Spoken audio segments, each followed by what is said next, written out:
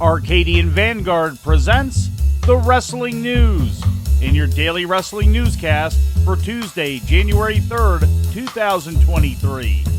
Good morning. I'm Mike Sempervive. We begin today with Monday Night Raw, broadcast live last night on the USA Network from the Bridgestone Arena in Nashville. In the main event, Austin Theory successfully defended the United States Championship against Seth Rollins using a low blow while the referee was distracted, leading to his A-Town down finisher. Rollins has target acquired again. Wants the stomp, can't get there. Pushed away by Theory. Oh, damn it. That's gonna hurt. Jump block. Takes out the knee of Rollins. He wants to go there. A-Town down. To retain the championship. Is it Austin Theory's? Yes, it is. The win marked Theory's second televised defense of the title since regaining it at the end of November.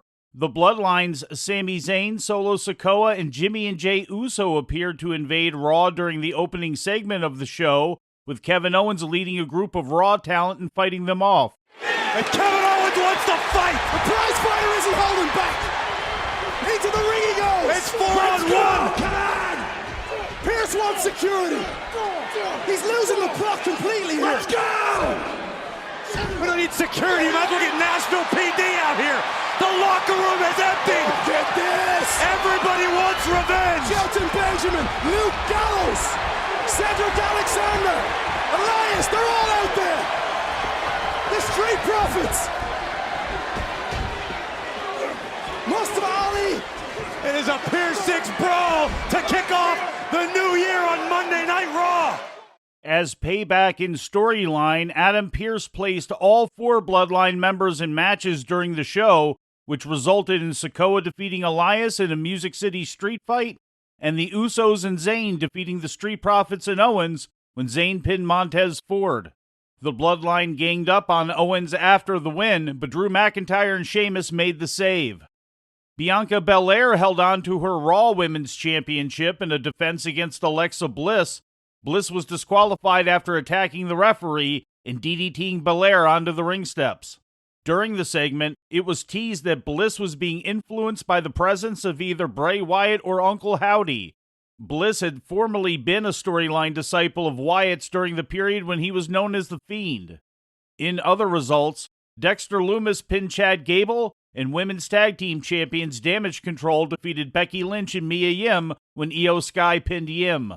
The show marked WWE's first time in Tennessee since SummerSlam in Nashville last July. With some more WWE news, here's the Wrestling News' Lou Kipilman. The company's new corporate offices in downtown Stamford, Connecticut, are set to open within the next few months, according to an article that appeared Sunday on CT Insider. A WWE spokesperson indicated to CT Insider that the company plans to start opening office space at the new location at 707 Washington Boulevard towards the end of the first quarter of 2023, with the remainder of the 400,000 square foot office park becoming occupied by the middle of the year.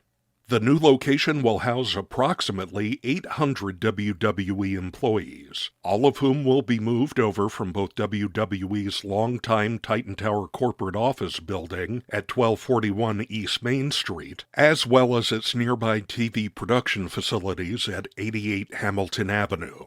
The tower, which has served as WWE's headquarters since 1991, is not currently up for sale, but WWE spokesperson confirmed that they would be open to offers from interested parties. The new headquarters, on the former site of banking corporation UBS, are more centrally located within Stamford's business district, as opposed to the tower, which sits in a more residential area on the city's east side.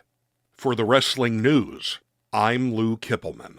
In news from Japan, New Japan Pro Wrestling held a pre-Wrestle Kingdom 17 press conference today ahead of Wednesday's annual Tokyo Dome Super Show.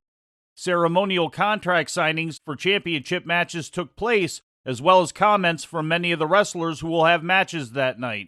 Kenny Omega spoke fluent Japanese, but he and manager Don Callis also addressed Will Ospreay in English ahead of their IWGP United States Heavyweight title match. So, Will, you're a once-in-a-lifetime athlete, and you're a great person. But unfortunately, you are not in the ring with another athlete tomorrow. You are in the ring with a god! You will not belittle me on the grandest stage that I am on. This is my moment now, so you're either going to pass this torch or I am going to fucking take it from you.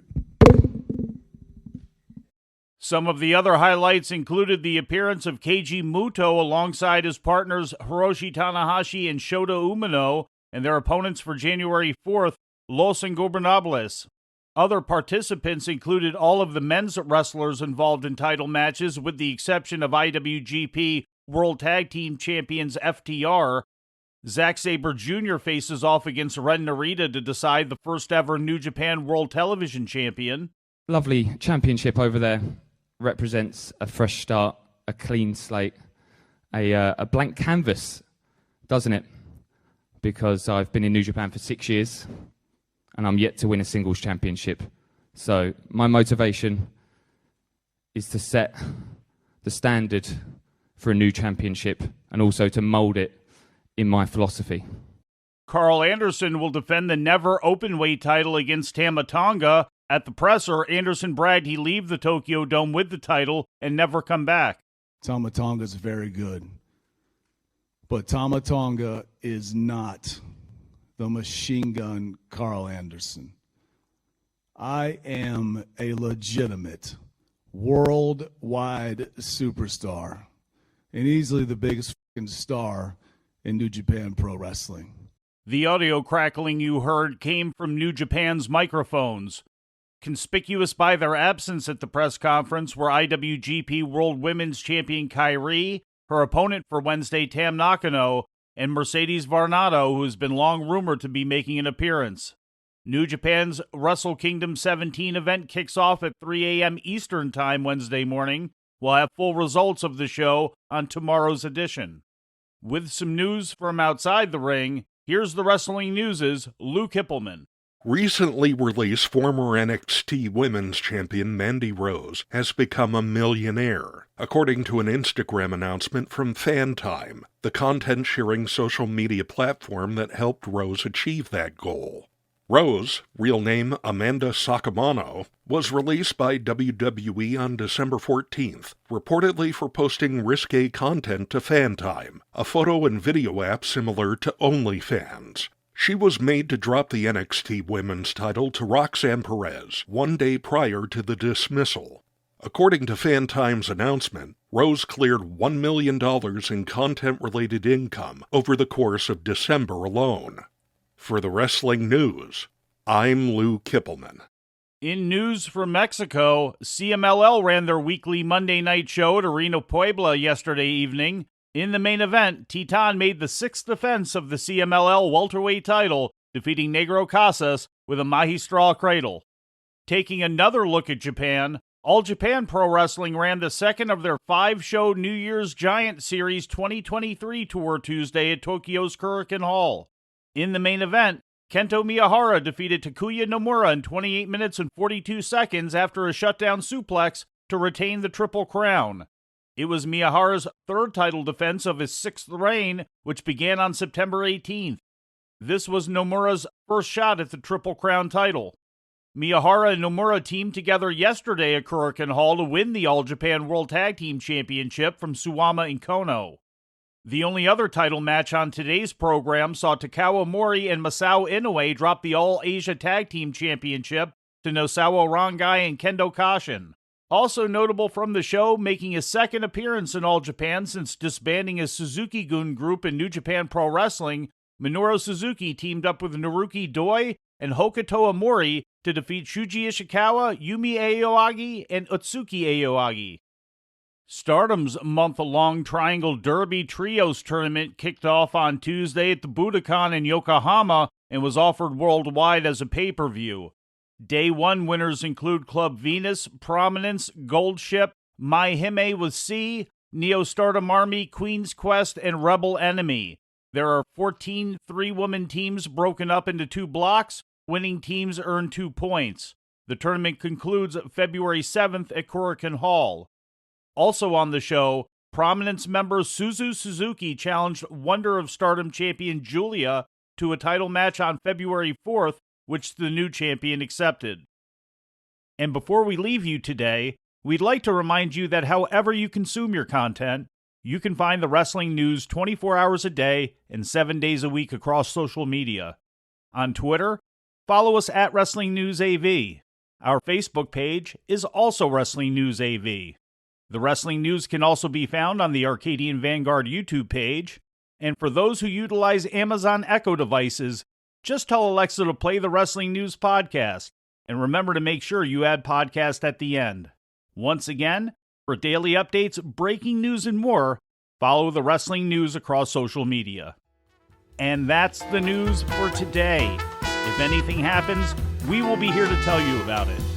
No clickbait, no paywall, just the Wrestling News. The Wrestling News is a division of Arcadian Vanguard, and the Wrestling Newscast is a production of the Arcadian Vanguard Podcast Network.